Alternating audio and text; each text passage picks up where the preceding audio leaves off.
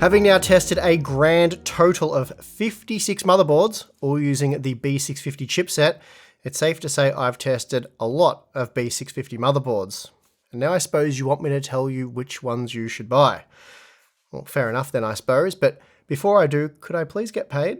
Today's sponsor spot is brought to you by Thermal Grizzly and their CryoSheet graphene thermal pads, which are an excellent alternative to thermal pastes. They offer very high thermal conductivity with no liquid components, so they can't dry out and therefore don't degrade over time like pastes and even liquid metals. CryoSheet is very easy to use, it's extremely durable and is available in a range of sizes to suit most applications. I've personally done some high-end GPU testing with CryoSheet and the results were impressive, very similar in fact to that of liquid metal, but without the mess and of course no risk of drying out. So for more information, please check the link in the video description. Okay, with my payment handled up front, it's now time to give you my top B650 motherboard picks. And as usual, I'll start with the most affordable options. So let's get into it.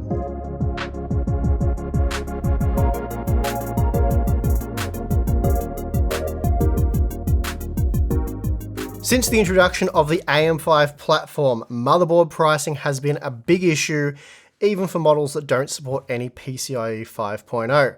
Granted, DDR5 has proven to be a bit more costly than DDR4 to support, but even so, the board costs have gotten a bit out of hand, I think it's fair to say. And for a while there, the cheapest B650 options were about $150 US, some even more than that. Things have improved though, or at least they had when ASRock released the B650M HDV M.2 for $120 US back in April of last year. And during the Christmas sales of that year, it dropped as low as $110 before spiking back up, unfortunately, earlier this year to $140 US. That said, by April this year, it was once again available at $120 US, but unfortunately for the last 2 months, stock has dried up completely, and I'm not really even sure if we'll ever see this board again back at $120 US. I have asked ASRock for clarification on that. Unfortunately, they never got back to me. So, my pick for the best entry-level B650 motherboard would be the ASRock B650M HDV M.2 at $120 US. But in its apparent absence, I'll have to go with another ASRock motherboard, the B650M Pro RS. And the good news is you can buy the B650M Pro RS for just $10 US more at $130 US, and stock levels appear healthy. There's also a Wi-Fi version for an additional $10. Now, in terms of VRM thermal performance, the B650M Pro RS is very similar to the HDV, as they both pack 8 50-amp power stages for the V-core, which is enough to comfortably power the Ryzen 9 7950X. So that means it'll easily handle any Ryzen processor that you throw at it. Now, for the extra $10, you do get an additional M.2 slot and an extra USB 3.2 port. Not a significant deal there, but it is only $10 more and, it also happens to be in stock. But yeah, other than that, they are very similar feature-wise. Short of the ASRock B650M Pro RS, the other board worth looking at here is the MSI Pro B650M-A Wi-Fi, though it costs $140 US, so it is starting to get up there a bit, but it is a significantly better option than the Asus Prime B650M-A Wi-Fi, which you should avoid at all costs, along with the terrible Gigabyte B650M gaming Wi-Fi. Other budget boards such as the ASRock B650M-H/M.2 Plus, MSI Pro B650M-P, Gigabyte B650M D3HP, and Gigabyte B650M-K are all garbage with terrible performing VRMs. Sure, they might work fine with lower-end AM5 processors, but for similar money, the boards I'm recommending can handle all AM5 processors with ease and are overall superior products.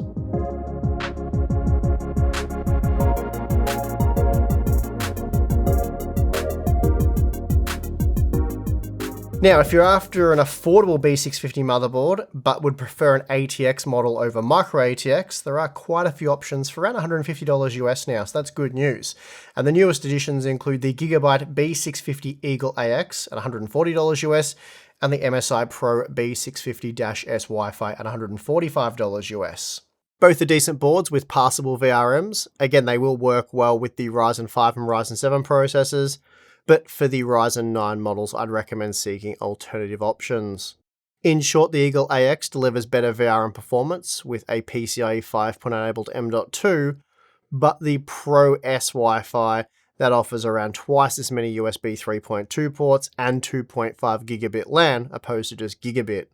So my personal preference here would be for the MSI model for its stronger feature set.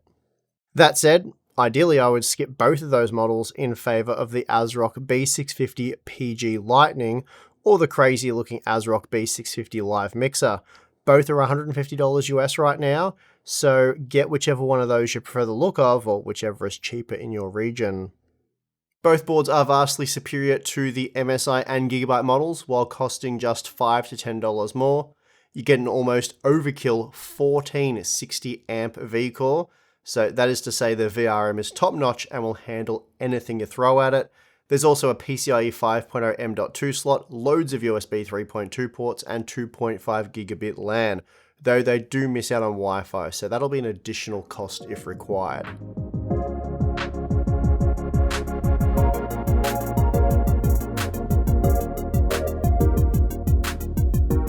Okay, so what if you're after a micro ATX motherboard, but you don't want to settle for one of the entry-level models that I've already recommended? So let's assume that you've got a budget of between $170 and $220 US, because that will open you up to quite a few good options. The cheapest of which is the new MSI B650M Gaming Plus Wi-Fi at $160 US, and this is one of the better value options here, though it's also yet to go on sale. So I am taking MSI entirely at their word here, not something I love to do. Now they claim that it will at most cost $160 US, so I guess we'll have to wait and see if that's true. And if true, that would make it $20 US less than the Gigabyte B650M Aorus Elite AX, and then MSI's own MAG B650M Mortar Wi-Fi, which is a reasonable saving. In terms of features, the Gaming Plus Wi-Fi and Mortar Wi-Fi, they're essentially the same board, the only real difference being the VRM. The Gaming Plus gets a cheap 10-phase V-Core using discrete MOSFETs, whereas the Mortar is armed with a high-quality V-Core using a dozen 80-amp power stages. And frankly, I think it's worth paying the extra $20 for the better quality VRM, but I also like knowing that the board I buy will handle any CPU I install in the future with ease. Now, competing with the Mortar is, as I said, the Gigabyte B650M Aorus Elite AX, but for $10 more, there's also the Asus TUF Gaming B650M Plus Wi-Fi. In terms of VRM performance, they're all much the same, using a dozen 60 to 80 amp power stages. And then in terms of board features, again, they're all pretty similar. They all offer two M.2 slots, but the Gigabyte board and Asus board support PCIe 5.0 for the primary slot, whereas the MSI board is limited to just PCIe 4.0.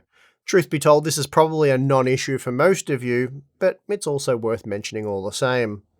They also all offer 2.5 gigabit LAN, Wi-Fi, though the Asus board only gets Wi-Fi 6, whereas the MSI and Gigabyte boards feature Wi-Fi 6E.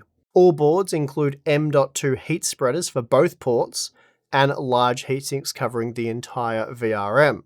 Sadly, none of them feature a 2-digit debug code LED, and instead all of them use basic LED light debugging, which is better than nothing, but it's still not great. So really, it's going to come down to which of these models you prefer the look of, or I suppose is cheapest in your region, but really, you can't go wrong here. They are all excellent motherboards.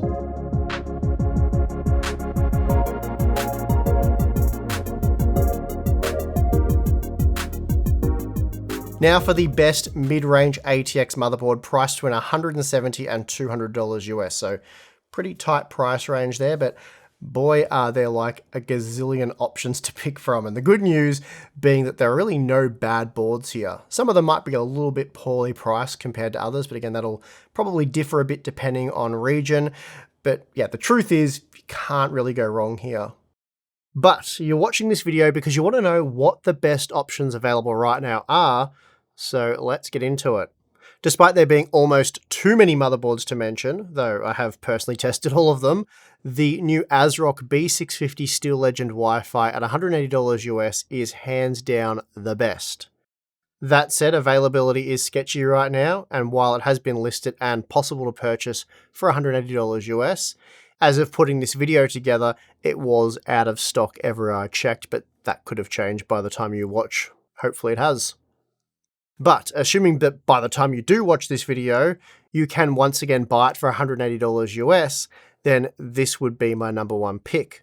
The reason being it offers the best features with an exceptionally strong V-Core VRM using 14 80-amp power stages.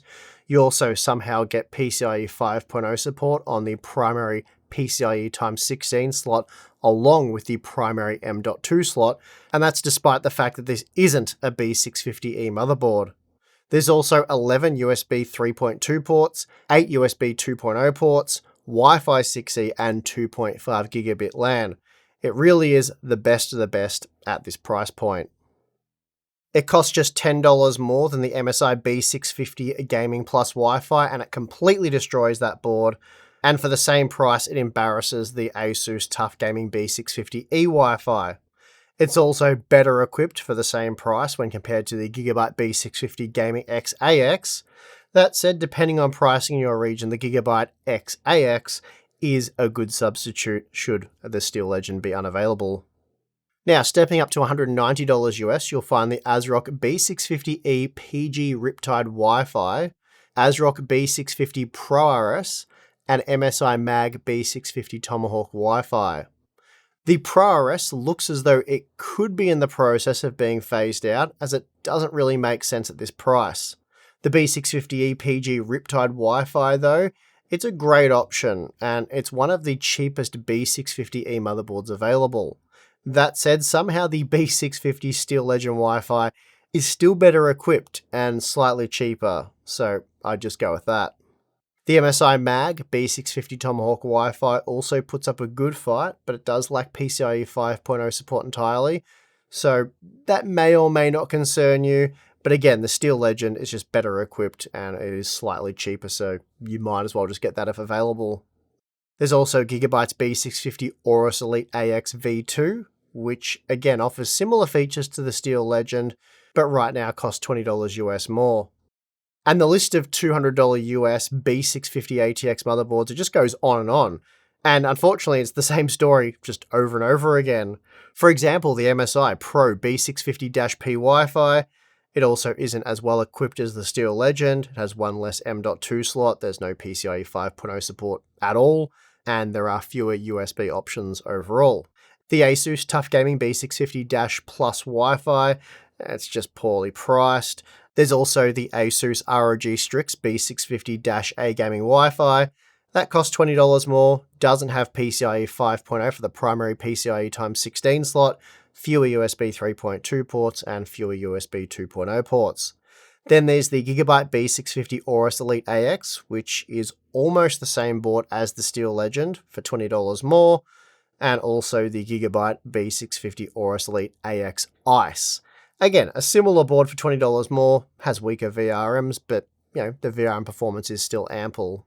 And then finally, there is the ASRock B650E Steel Legend Wi-Fi, so an actual B650E version of the other Steel Legend board, which appears to be a B650E board. It's a bit confusing. I'm not exactly sure what's going on there, but the official B650E version does cost $20 more, but it features a weaker VRM, though similar features otherwise. But still, I'm not really sure why you would spend $20 more on the official B650E version. As I've said from the start, just get the B650 Steel Legend Wi-Fi and pray that it comes back into stock shortly.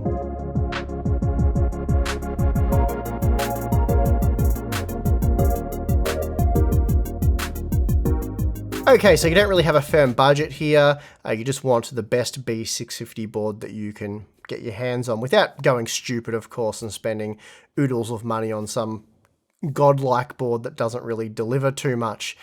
And I hate to say it, I'm not an ASRock shill, but, well, I don't hate to say it. I mean, they've done a good job, so I suppose hats off to ASRock, but, I'm sure there'll be some people thinking, is this guy paid by ASRock? Because that's really all he's recommending. It's just the way it's turned out, guys. They did blacklist us for 2 years, so we've had a rocky relationship with ASRock, But yeah, when they make the best boards, they're offering the best value. That's just how it seems to work. So they've won most of the category. So again, good job to them. I'm not really sure how they're doing it for this category, but they're offering the B650E Tai Chi Lite for just $240 US, which in my opinion, that's a bonkers price. And it really just absolutely annihilates every other board in this range. For $240 US, you're getting a B650E motherboard with 24, I repeat, 24 105 amp power stages for just the V-Core. At that point, you could comfortably run not one, but two Ryzen 9 7950X processors. But sure, I'll take it anyway. You also get PCIe 5.0 support for the primary PCIe x16 slot, as well as an M.2 with additional two PCIe 4.0 M.2s. There's an incredible 14 USB 3.2 ports with a USB 4 port. That's right, you're also getting USB 4 here. And then there's the typical Wi-Fi 6E and 2.5 gigabit LAN. Now, even though this is a no-frills version of the standard B650E Tai Chi, so you get a lot less RGB lighting and more standard-looking heatsinks, ASRock has still included a 2-digit debug code LED at the bottom of the board. So I'd say all of the essentials are still included. So that's it really. The Tai Chi Lite is my best high-end B650 motherboard pick, hands down. That said though, if for some unfortunate reason it's unavailable in your region or pricing is wonky, either scenario would be unfortunate, then alternatives include the Gigabyte B650E Aorus Elite X AX Ice, which is a B650E board, but unless you specifically want a white motherboard, the ASRock B650E Tai Chi Lite is a better value product. But again, I guess we're talking if it's not available. We also have the Asus ROG Strix B650E-F Gaming Wi-Fi. That's in a similar position. It costs just $20 more. Also, as a bit of a side note, I've added this as a late edition. NZXT also have their N7 B650E for $250. It's not quite as well equipped as the Tai Chi Lite, but it does look very unique, and it's available in an all-black design or a black-white design, which is what we have. It packs 16 90-amp power stages for the V-Core, so plenty of power delivery there, as you'd expect at this price point, though it did run a little bit hotter than expected in our testing at 74 degrees, which is still a very acceptable result. It's just a bit hotter than similarly equipped products. Overall though, this is a surprisingly good motherboard from NZXT. Sadly though, MSI, they're a bit lost at this price point. For the same money as the Tai Chi Lite, the MSI MPG B650 Edge Wi-Fi, it just looks silly. And at $290 US, the MSI MPG B650 Carbon Wi-Fi, it's also very poorly positioned. Now, another alternative would be the Asus ProArt B650 Creator, which does support x8/x8 operation for its primary and secondary PCIe x16 slots, whereas all other boards are limited to x16/x4 or worse. So if that PCIe configuration is useful to you, then this board has value, but short of that, it's pretty average in terms of pricing and features. Then jumping up to $320 is the Asus ROG Strix B650E-E Gaming Wi-Fi.